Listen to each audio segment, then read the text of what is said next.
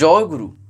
আজকের আমরা এই ভিডিওতে যে টপিকটার উপর আলোচনা করতে চলেছি সেটি হচ্ছিল এমনই একটা বিষয় যেখানে আজকে আমরা শুনব কাঠ আর ঘি এই দুটো জিনিস যদি দেখবেন পোড়ানো হয় তাহলে কি তাতে কিছু লাভ থাকে।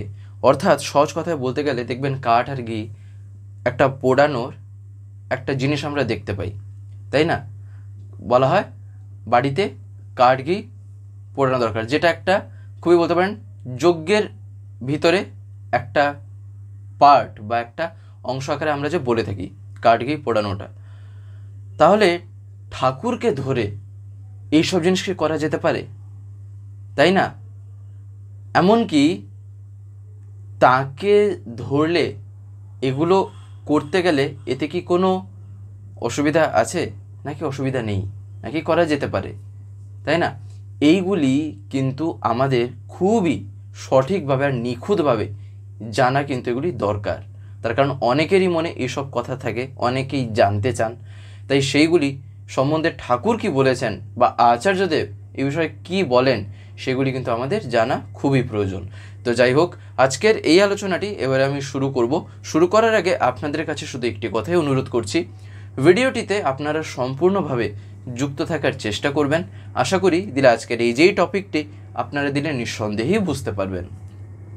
আমরা দেখবেন এই যে এইসব জিনিসগুলি যেগুলি আছে, যেগুলি আমরা দেখি, ছোটরা তো আমরা দেখি, বড়রাও দেখে থাকি। কথা হচ্ছে হলো এইগুলি করা কি ঠিক? এগুলি কি জীবনে কোথাও প্রয়োজন আছে?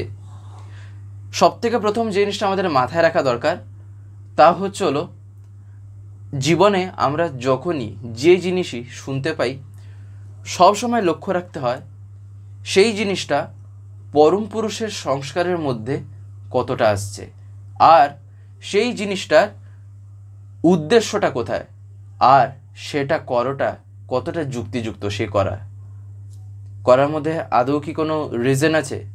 যদি রিজনটা আছে, কিভাবে তা কাজে লাগানো হচ্ছে, কিভাবে সেই জিনিসটার মাধ্যমে ওই কারণটাকে সলভ করা যাচ্ছে, সেইগুলি জানতে হয়, তাই না?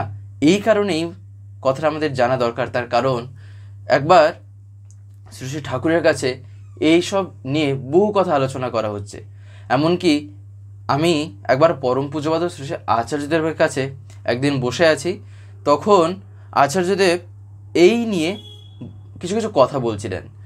শেষে তিনি বললেন যে পরম পুরুষের সংস্কার হচ্ছিল এমনই এক সংস্কার, যে সংস্কারে মানুষ যদি গড়ে ওঠে বা সেই সংস্কারটা যদি মানুষ ধরতে পারে, তাহলে বাকি সব কিছু যেগুলি জীবনের ক্ষেত্রে প্রয়োজন যুক্তিযুক্তভাবে তা আপনা থেকেই তখন হয়ে ওঠে। তার কারণ সেই পরম পুরুষের সংস্কারের মধ্যে সে সব কিছু তখন চলে আসে, তাই না?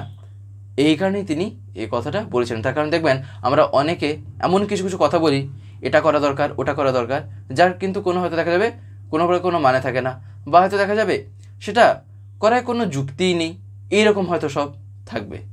কিন্তু সেইটা কি করাটা আদৌ সেই রকমভাবে ঠিক? নিজেরই ভাবা দরকার। আমি বলছি আমি সায়েন্সের যুগে আছি, আমি বিজ্ঞানের যুগে বসবাস করছি, অথচ কাজ করছি কীরকম অযৌক্তিক কাজ। তাহলে আমি ঠাকুরকে ধরে আমি কি বুঝলাম? আমি কি এটাই বুঝলাম যে আমি যা শুনবো যেন আমি তাই করি? এমনই কিছু যেগুলো হয়তো আমি করছি না, যেগুলো আমি হয়তো দেখতে পাচ্ছি যে এসব করায় কোনো কিছু নেই বা আমি কারণের খুঁজে পাচ্ছি না, তাও আমি জবরদস্তি করব। কেন না? এটা করা হয়ে থাকে, আমিও করব। তাহলে আর কি উন্নতি দেখা যাবে, তাই না? উন্নতি কোথায় হয়? উন্নতি তো সেখানেই হয় যেখানে মানুষ একটা কিছু কারণ বের করে তার ভিতরে একটা কিছু সলিউশন বের করে সেটা কিভাবে কি করবে না করবে সেটা যখন ধরতে পারে, তখনই তো সে সেই জায়গায় দাঁড়িয়ে ততটুকুতে যতটা উন্নতি করা যায় সে তো করবে, তাই না? এবার তা যদি না করি তাহলে আর ঠাকুরকে ধরেই বা কী করলাম? আর এই যে বলছি বিজ্ঞানের যুগে আছি, আর এই বিজ্ঞানকে ধরেই বা আমি জীবনে কী করলাম, তাই না? এই কারণে আমাদের কারণমুখী হওয়া প্রয়োজন। ঠিক একই রকমভাবে এই যে কাঠ আর ঘি পোড়ানো, একবার শ্রী শ্রী ঠাকুরের কাছে এইসব নিয়ে বহু কথা আলোচনা করা হয় যে ঠাকুর এইসব জিনিসের প্রয়োজনীয়তা কোথায়, বা এগুলি করায় মানুষের কি হয়, এগুলি করলে লাভটাই বা কী, তাই না? তখন শ্রী শ্রী ঠাকুর বলছেন সবটারই একটা বিহিত উদ্দেশ্য আছে। অর্থাৎ কেষ্টদা যে শ্রী ঠাকুরকে জিজ্ঞাসা করলেন যে কাঠের ঘি পুড়িয়ে কী লাভ, তখন ঠাকুর এই কথাটা বললেন যে সবটারই একটা বিহিত উদ্দেশ্য আছে। এমনকি দেখবেন আমরা বিভিন্ন রকম যে মন্ত্র বলে থাকি না, সেই মন্ত্রেরও কিন্তু একটা গুরুত্ব আছে। মন্ত্র কথার মানেও জানা দরকার। মন্ত্র মানে কি, এই যে আমরা বলছি এই মন্ত্র ওই মন্ত্র কথার মানে কি, সেটাও কিন্তু ঠাকুর বলেছেন, তাই না? তো যাই হোক, দিয়ে ঠাকুর বলছেন এই যে প্রত্যেকটি মন্ত্রের একটা কিন্তু ছন্দ আছে, একটা বলতে পারেন ওয়ে আছে সব কিছু করার, তাই না? যেমন মন্ত্রের ছন্দ আছে, দেবতা আছে, ঋষি আছে, বিনিয়োগ আছে, তাই না? এই সব কিছু মন্ত্রের। তাই পূর্বাপর সামগ্রিক সামঞ্জস্য না বুঝে একটা জিনিসের এক কোণা বা বলতে পারেন একটা উপরের খোলসটা দেখি যে ছেড়ে দিলাম, ভালো করে মিলিয়ে দেখলাম না, তাতে কি হয়, তাই না? আর আমরা চেষ্টা করলে ঠাকুর বলছেন পারবো সব বের করতে, যদি আমরা একটুখানি চেষ্টা করি, তাই না? এই যে কাঠ আর ঘি পোড়ানোর যে কথা, শ্রী ঠাকুর দিয়ে কেষ্টদাকে বলছেন এই কাঠ আর ঘি পোড়াবার যে কথা বলছিলেন, কিন্তু যজ্ঞের মাধ্যমে বা যজ্ঞের যে ধূম ইনহেল করলে, ইনহেল মানে নিঃশ্বাসের সঙ্গে গ্রহণ, ঠাকুর বলছেন এই যজ্ঞের ধূম ইনহেল করলে যে নানাবেদি দূরীভূত হয়, এ তো জানা কথা, তাই না? নানা ব্যাধি বলতে এখানে ব্যাধি মানে ওই যে আমরা বলে থাকি না রোগ ব্যাধি ইত্যাদি, সেই ব্যাধি ঠাকুর বলছেন সেই যজ্ঞের ধূমে কি হয় না, মানুষ যদি তা গ্রহণ করে বিভিন্ন রকম ব্যাধি দূরীভূত হয়ে যায়। এটা গেল তো একটা দিক, আরও বহু দিক আছে। দেব শ্রী ঠাকুর বলছেন আরও যে তার কত দিক আছে, যেমন পরিবেশের মধ্যে পবিত্রতা ও উন্নতির সন্দীপনা জাগানো একটা কিন্তু কম কথা না, তাই না? তাই এই যে যাজ্ঞিক অনুষ্ঠান ইত্যাদি যেসব হয়ে থাকে, সেই যাজ্ঞিক অনুষ্ঠানাদির ভিতর থেকে এটা খুব সুন্দরভাবে হয়। কেন হয় সেটাও কিন্তু ঠাকুর এই বিষয়ে বহু কথাই বলেছেন। দেখবেন এই যে বিভিন্ন রকম যজ্ঞ করা বা কাঠ আর ঘি পোড়ানো, এগুলো ঠাকুর দেখবেন এমনভাবেই এসবের ব্যাখ্যা করেছেন যেগুলো কিন্তু খুবই লজিক্যাল, অর্থাৎ প্রত্যেকটা জিনিসের কারণ দিয়ে ঠাকুর বলেছেন যেন আমরা তা বুঝতে পারি, তাই না? তাই এই যে বিভিন্ন রকম জিনিস দেখা যায়, দেখবেন এই যে কাঠ আর ঘি পোড়ানো, ঠাকুর বলছেন আমাদের জীবনে আমরা যাই করি না কেন তার আসল লক্ষ্যটা কোথায়? ঠাকুর বলছেন লোকবর্ধনাই হলো লক্ষ্য, তাই না? ঠাকুর বলছেন লোকবর্ধনাই হচ্ছে হলো লক্ষ্য, যাতে যত বেশি করে এই কাম হাসিল হয় তাই তো কাম্য থাকে, তাই না? তাই কি হয় না, মানুষকে খেপায় দিতে হয় স্বপরিবেশ উন্নতির সাধনায়, যেটা ঠাকুর বলতে পারেন তার সম্পূর্ণ জীবন দিয়ে যা দেখিয়ে দিয়েছেন। তা কি? তা হচ্ছে হলো এই যে মানুষকে যে আপন করে তোলার কথা। ঠাকুর যে এই নিয়ে যে কত কথা বলেছেন তা কি শেষ আছে? সব কথাতেই দেখা যাবে সেই মানুষকে নিয়েই তার বলা, সেই মানুষই হচ্ছিল তার মূল ইয়ে, তাই না? যাতে কি না, যাতে মানুষ সঠিকভাবে বাঁচতে পারে, বাড়তে পারে, তাই নয় কি? দেখবেন ঠাকুর কি বলেছেন যে মানুষ আপন টাকা পর, যত পারিস মানুষ ধর, তাই না? তারপরে ঠাকুরের আরও একটা বাণী আছে, তা কি? তা চলো পড়শিরা তোর নিপাত যাবে, তুই বসে সুখ খাবি বুঝি, যা ছুটে যা তাদের বাঁচা, তারাই যে তোর বাঁচার পুঁজি। এই যে পড়শিরা তোর নিপাত যাবে, পড়শিরা থাকে কোথায়? আমার পরিবেশের মধ্যেই তো সবাই তো থাকছে। এই কারণে ঠাকুর বললেন যে স্বপরিবেশ উন্নতির সাধনায় তাই লেগে পড়তে হয়, তাই না?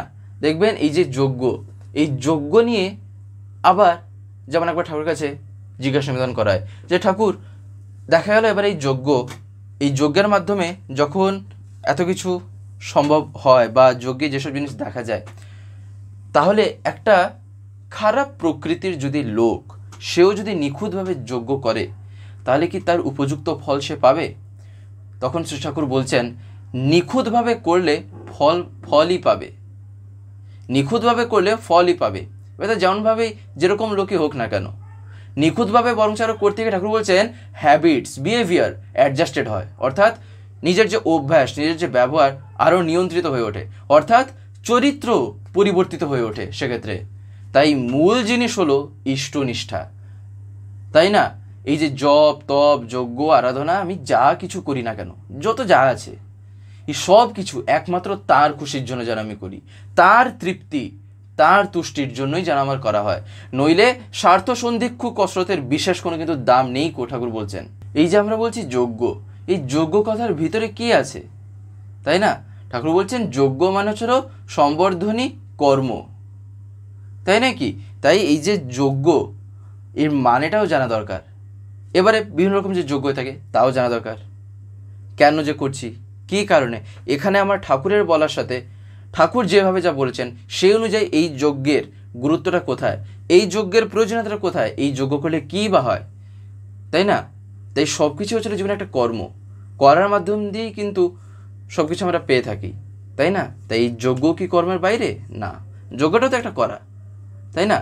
সেখানে দেখবেন বিভিন্ন রকম কথা বলা হয়ে থাকে, বিভিন্ন রকম জিনিস করা হয়ে থাকে, তারও একটা প্রয়োজন আছে, কোথাও না কোথাও হয়তো তার একটা প্রয়োজন পড়ে, না হলে কেন হয়? হ্যাঁ, এবারে কিছু কিছু ক্ষেত্রে দেখবেন এমনই কিছু কিছু আমরা নিজেরা বানিয়ে বসি যার তো কোনো মানে থাকবে না, কোনো রকম মানে নেই, সেগুলি একদম বলতে পারেন কৃত্রিম। আমরা একটা শব্দ শুনেছি না, আর্টিফিশিয়াল একটা ব্যাপার, ওগুলো আর্টিফিশিয়ালের মধ্যে তখন ঢুকে যায়, মানে নিজের একটা বানিয়ে তোলা একটা ব্যাপার, যার হয়তো দেখা যাবে না কোনো প্রয়োজন আছে, না তার কোনো ব্যবহার আছে, না তার কোনো বলতে পারেন একটা অস্তিত্ব বা কিছুই নেই, নিজেই একটা কিছু বানিয়ে তুলেছি দিয়ে বলছি এটা করতে হবে ওইটা করতে হবে, সেরকমটা ঠিক না। দেখতে হবে তাই যে যে জিনিসটা আমায় বলা হলো, যেরকম কথা বলা হচ্ছে তার ভিতরে যুক্তিটা কোথায়। না বুঝতে পারলে দরকার পড়লে বারবার জিজ্ঞাসা করব, কিন্তু যতক্ষণ না বুঝছি ততক্ষণ পর্যন্ত যেন আমি না ছাড়ি। আমরা এই যে আলোচনাগুলো শুনছি বা দেখছি, একটা জিনিস লক্ষ্য রাখা দরকার, আমরা কি প্রত্যেক দিন এই ভিডিওগুলো পাই এই স্বস্তিতীর্থ থেকে বা চ্যানেল থেকে? দেখবেন আপনারা হয়তো অনেকে এমন আছেন যারা ইউটিউব খোলার পরে এরকম স্ক্রল করেন, দিলে আপনারা দেখতে পান, কিন্তু আপনাদের যদি ডেলি তার কথা শুনতে হয়, প্রত্যেক দিন যদি শুনতে হয় পরমপিতার কথা বা বিভিন্ন ঘটনা বা দর্শনের উপর আলোচনা, তাহলে আপনাকে তো চ্যানেলটাকে সাবস্ক্রাইব করে রাখতে হবে, যেটা অনেকে আমি দেখতে পাই হয়তো করতে জানেন না, বিশেষ করে যারা একটু বয়স্ক আছেন বা যারা মানে এতটা এক্সপার্ট নন মোবাইলের ক্ষেত্রে, তাদের কাছে আমি বলছি আপনারা যদি না পারেন তাহলে বাড়িতে যারা ছোটরা আছে তারা এইসবে একদম পুরো মাহির, এক্সপার্ট, হাতের খেলা তাদের কাছে, তাদেরকে বলবেন, তারা করে দেবে। বলবেন সাবস্ক্রাইব করে পাশের যে একটা বেল আইকন আসবে ওটা প্রেস করে অল করে রাখতে, দিলে কি হবে, আমি যে ভিডিওগুলো আপলোড করব, আপলোড করা মাত্রই আপনাদের মোবাইলে নোটিফিকেশন চলে যাবে, নেট যদি অন থাকে তাহলে নোটিফিকেশন চলে যাবে যে ভিডিও আপলোড হয়ে গেছে, তখন আপনারা সেখানেই ডাইরেক্ট প্রেস করে ইউটিউবে ঢুকে দেখতে পারবেন, তখন আপনাদের ইউটিউব খুলে আর খুঁজতে হবে না, তাই না? তাই আপনারা যাতে প্রতিদিন শুনতে পান, তাই আপনারা এটা অতি অবশ্যই করে রাখবেন।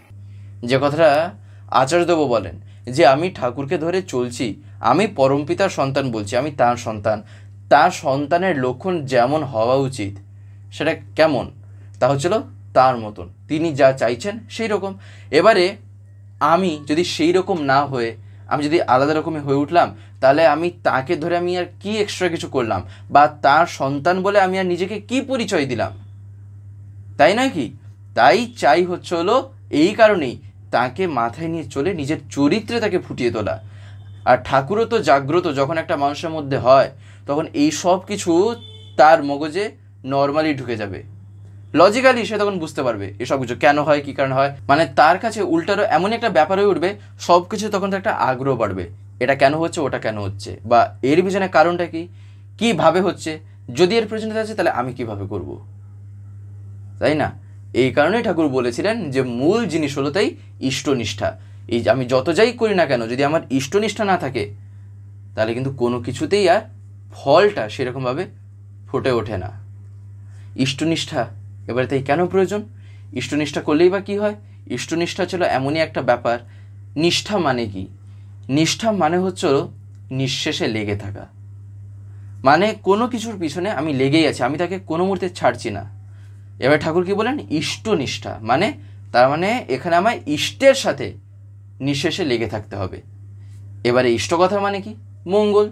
তাই আমায় লক্ষ্য রাখতে হবে সেই রকমই, তাই না?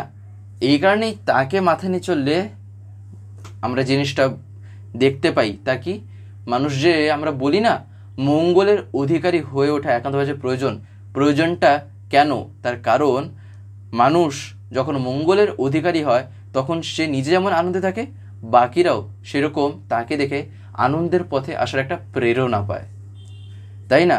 তাই তাকে যখন আমি জীবনে যখন গ্রহণ করে চলতে শুরু করলাম তখন কি হলো, আমি মঙ্গলের পিছনেই আমি এমনিই যুক্ত হয়ে থাকলাম।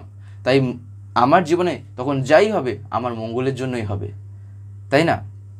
এমনকি দেখবেন আমরা অনেক কিছু ক্ষেত্রে নিজেরা এমন এমন কিছু কথা বলে থাকি যেগুলো শুনলে কখনোই মনে হবে না যে এগুলো ঠাকুর পছন্দ করতেন বা ঠাকুরই সব বলে থাকবেন, কিন্তু তাও আমরা বলি। কেন বলি জানেন? তার কারণ হচ্ছিল বৃত্তি প্রবৃত্তির কবলে পড়ে। তার মানে আমার মনের মধ্যে সেইটুকু জায়গায় আমার ঠাকুর নেই, যার ফলে আমার মুখ থেকে এরকম সব কথা বেরোচ্ছে। তাহলে সেক্ষেত্রে করণীয় কি? করণীয় ছিল যখন আমাকে এরকম কথা বলছে বা যখন আমি রিয়েলাইজ করলাম, যখন আমি বুঝতে পারলাম, তখনই তৎক্ষণাৎ এর নিরাকরণ খুঁজে নিতে হয়। কিভাবে? না, সেসব কথাকে একেবারে তাড়িয়ে দিতে হয় যেসবের কোনো ভ্যালু নেই। ঠাকুরকে ধরে চলছি যখন, তাহলে আমার সম্পূর্ণ মনোজগতে যেমন আমার যেখানেই আমি আছি সেখানে আমি মানে আমার যেন পুরো সম্পূর্ণ আমার ঠাকুরই যেন সেক্ষেত্রে প্রকাশিত হন। সেই রকম যদি চিন্তাধারা থাকে তাহলে দেখবেন ঠাকুর যে বলছেন না ঠাকুরত্ব জাগ্রত, এ মানে ঘরে ঘরে এই জিনিস দেখা যাবে, তাই না কি? আর ঠাকুরত্ব জাগ্রত হওয়া মানে কি? ঠাকুরত্ব কথার ভিতরে দেখেন কি আছে? ঠাকুর আছে। ঠাকুর শব্দটা ঠাকুরত্ব কথার মধ্যে আছে। তাই ঠাকুর আমরা কাকে বলি? যাকে জীবনে ধরে চললে আমার বৃত্তি প্রবৃত্তির সাথে আমি ঠক্কর খাবো, তিনি তো আমার ঠাকুর। তাই ঠাকুরত্ব জাগ্রত হওয়া মানে কি? মানে এমনই একটা ভাব জেগেছে আমার মনে, বা এমনই একটা জিনিস আমার মধ্যে জাগা, যে জায়গাটা হচ্ছিল আমার বৃত্তি প্রবৃত্তির সাথে যখনই মিসম্যাচ হবে, যখনই ঠক্কর লাগবে, যখনই এদিক ওদিক হবে, তখনই আমার বোধে একটা ক্লিক হবে। দেখবেন আমরা বলি না আমার মাইন্ডে একটা ক্লিক হলো। ক্লিক হলো মানে কি? একটা চিন্তা এলো হঠাৎ করে, একটা আমার কেন নজরে পড়লো। এই ঠাকুরত্ব জাগলে এইসব জিনিস তখন আপনা থেকেই হয়ে ওঠে, তাই না? আর তখন কি হয়, নিজের চলন চরিত্র, নিজের কথাবার্তাও তখন এতটাই মধুময় হয়, এতটাই সুন্দর লাগে, তখন মানুষ দেখলেই আলাদা রকমেরই একটা বলতে পারেন অ্যাট্রাকশন বা সেরকম একটা আকর্ষণ পেয়ে যায়। তখন তার দেখলেই মনে হবে যে কিছু না কিছু তো একটা এখানে আলাদা আমি পাচ্ছি, নাহলে আমার মনটা এতটা কীভাবে এদিকে এত টানছে, তাই না? আমরা যে দেওঘরে যখন যাই, যখন আচার্য সঙ্গ যে আমরা করি, আমরা কি দেখতে পাই? কেন মানে তাকে দেখলেই আমাদের মন ভরে যায়? তার কারণ স্বয়ং ইষ্ট তার মধ্যে লীলা করছেন, তাই না? আজও চলে তার লীলা, কোথায় কিভাবে চলছে, তাই না? সম্পূর্ণরূপে তার লীলা দেখতে গেলে আমায় আচার সঙ্গ করতে হবে, না হলে আমি তা কিন্তু অনুভব করতে পারবো না। আমি ঠাকুরের বই পড়ে, বিভিন্ন রকম বাণী বই পড়ে, গল্পের বই পড়ে আমি হয়তো কিছু কিছু কথা তার সম্বন্ধে জানতে পারি, কিন্তু তাকে অনুভব করতে গেলে আমাকে আচার্য সঙ্গের বর্তমানে কিন্তু আমার প্রয়োজন। তার কারণ কি? তার কারণ ইষ্ট কিন্তু আচার্যের ভিতরে সম্পূর্ণরূপে লীলা করেন, তাই না? আর এই কারণেই দেখবেন তাকে দেখলে আমাদের মনটা এই কারণেই এতটা আনন্দিত হয়ে যায়, এতটাই আমরা উৎসাহ পাই জীবনে। কী কারণে? তার কারণ ছিল এটাই। দেখবেন তো আমরা যখন দেওঘরে যাই, আচার্যদেবকে দেখলেই তখন মনে হয় জীবনের যেন সব কিছু যেন এখানেই আছে, তাই না? যেন সব কিছু আনন্দের মূল জায়গা যেন এখানেই। কেন মনে হয়? তার কারণ হচ্ছিল এটাই, তাই না? আমাদের একটা নতুন চ্যানেল খোলা হয়েছে, যার নাম হচ্ছিল স্বস্তি পিওর ভেজ। অনেকেই অবগত আছেন বা অনেকে হয়তো জানেন না, যারা যারা নতুন নতুন দেখছেন, তাই জন্য আমি বলছি। সেখানে সম্পূর্ণ নিরামিষ খাদ্যাদি আপলোড করা হয়। এই ইউটিউবে চ্যানেল আছে, দেখবেন স্বস্তি পিওর ভেজ। এমনকি ডেসক্রিপশনে আমি তার লিঙ্কও দিয়ে রেখেছি সেই চ্যানেলের। আপনারা অতি অবশ্যই এই চ্যানেলটিকে একবার দেখবেন। আশা করি আপনাদের দারুণ লাগবে, তার কারণ সম্পূর্ণ ঘরোয়াভাবে রান্নাগুলো পোস্ট করা আছে, তাও আবার নিরামিষের উপর, এমনকি পেঁয়াজ রসুন ছাড়া, অর্থাৎ no onion no garlic, pure veg. আপনাদের ভালো লাগবে, তাই আপনারা অতি অবশ্যই গিয়ে দেখবেন। এবং যদি ভালো লাগে তাহলে চ্যানেলটিকে অতি অবশ্যই সাবস্ক্রাইব করে পাশে বেল আইকন প্রেস করে অল করে রাখবে। তো যাই হোক, আজকের এই ভিডিওটা এবার আমি এখানেই শেষ করব। শেষ করার আগে আপনাদের কাছে একটি কথাই বলবো, যদি আজকের এই ভিডিওটি আপনাদের ভালো লেগে থাকে তাহলে একটি লাইক করে দেবেন, সবার ভিতরে শেয়ার করে দেবেন, কেমন লাগলেও নিচে একটি কমেন্টে লিখে জানাবেন। আর যদি চ্যানেলটিকে এখনো সাবস্ক্রাইব করে না থাকেন তাহলে অতি অবশ্যই চ্যানেলটিকে সাবস্ক্রাইব করে পাশে বেল আইকন প্রেস করে অল করে রাখতে একেবারেই ভুলবেন না, আরও এরকম বিভিন্ন নতুন এবং ইন্টারেস্টিং ভিডিও সবার আগে পাওয়ার জন্য। জয় গুরু, বন্দে পুরুষোত্তম।